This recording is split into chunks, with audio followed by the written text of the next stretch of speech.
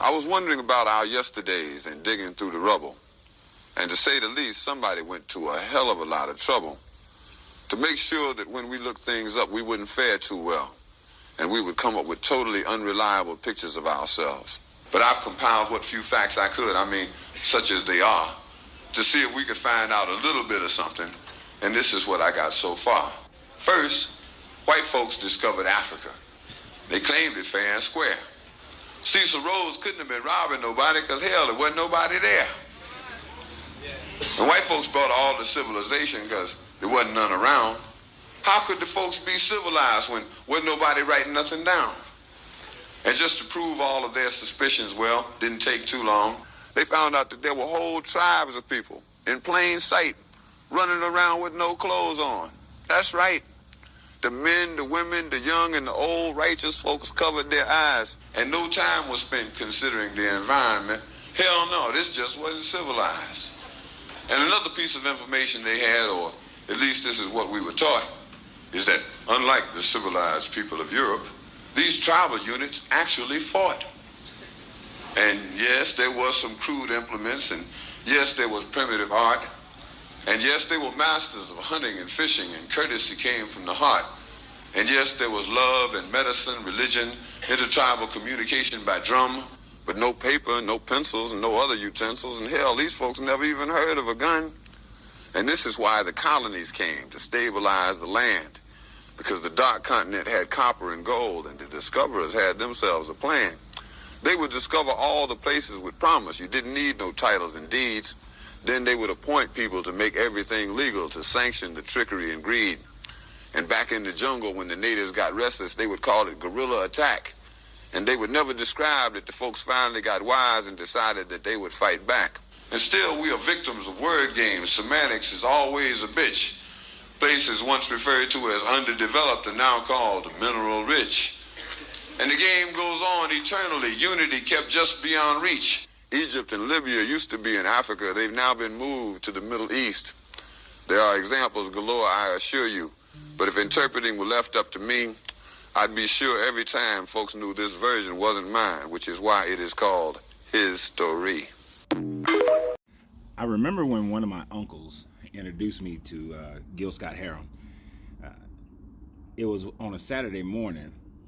He was home from the military and just came back from Korea. And I was watching one of the Saturday morning cartoons, and they don't show this cartoon anymore, but it was one of those where the Looney Tunes went into Africa, and they had the little African guy, and he had the bone in his nose and running around talking about some ooga booga, and all this kind of stuff. And my uncle was like, this is the kind of stuff they showing you on TV, but it ain't the real thing that was going on. So he introduced me to this poem, and it began to change my mindset on how I view history and research. You see, even at that early age, I was already into history, mainly because I used to sit and read the encyclopedias. And the encyclopedia, you know, that green and white one? Everybody know that green and white one. And then I got that Britannica. It was a whole new story. But I started realizing that I would read other people's books and read histories written by people who look like me and read the histories of the people of those countries. And I came to realize that technology made a difference in the cultural minds of people. And because the Europeans had greater technology based on the need to have that technology, it wasn't as if they were a greater society, a greater people, greater thinkers. It's just a mere fact of necessity breeds out invention.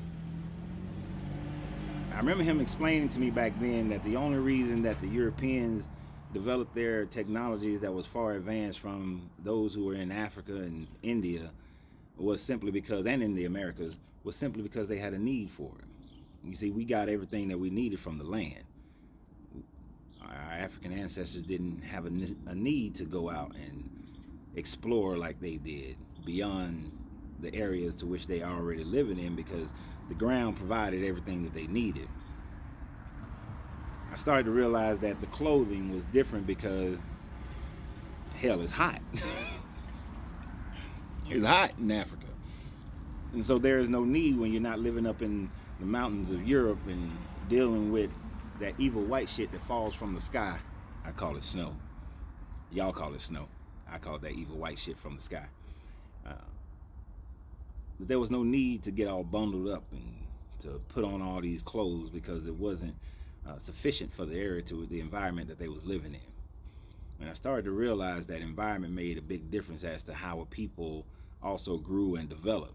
There was no need for the large societies, even though we had some, but there was no need for those larger societies to be as comprehensive and,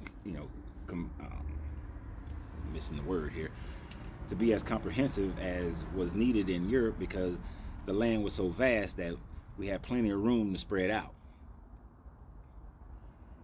And I started to come to that realization that history is truly his story written by those who were the victors.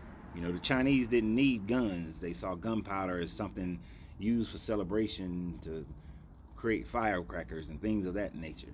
They didn't need to create guns to massacre each other.